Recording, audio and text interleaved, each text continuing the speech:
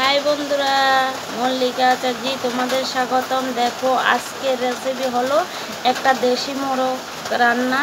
দেখো দেশি মোরগটা দেখো কেটে কুটে ভালো করে ধুয়ে নিলাম।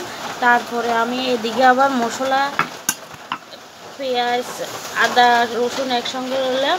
তারপরে আমি দিয়ে দিব এদিকে দেখো আদা রসুন কাঁচামরিচ একসাথে বেটে নেব আমি। তারপরে পেঁয়াজ কুচি দেখো বেটে দিব। এবার আলু আর মাংস একসাথে মেখে নেব।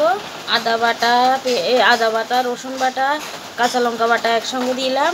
তারপরে আমি এদিকে আবার পেঁয়াজ দিয়ে একটু আদা বাটা বাটলাম, বেশি বাটলাম না কিন্তু আদা বাটা বাটালাম। তারপরে আমি লবণ দিয়ে নিলাম,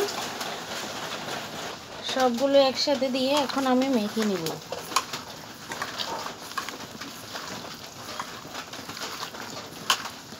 মাংস বলে আমাদের মাটা আগে বলতো, মাংস যত মাখা ভালো হবে মাংস তত বেশি স্বাদ হবে। এদিকে আবার দেখো আমার কড়াতে তেল দিয়ে দিলাম। তেল দেওয়ার পর তারপরে আমি পেঁয়াজ কুচিটা দিয়ে দিলাম। পেঁয়াজটি দেখো কালো হয়ে গেছে। এবার আমি মাংসটি দিয়ে দিলাম, লেগে ফেলে ঢাকা দিয়ে দিই।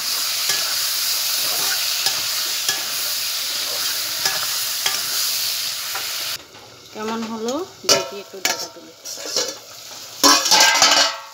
দেখো জল বেরিয়ে গেছে।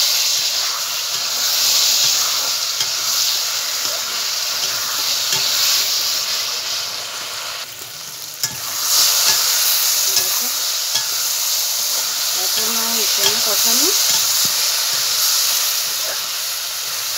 যত কষানো ভালো হবে এত ভালো হবে রান্না। ভালো করে কষিয়ে নিই। বা দেশি মোরগের মাংস বৃষ্টিতে খেতে খুব ভালো লাগে আমার। তো অন্য মাংস ভালো লাগে না,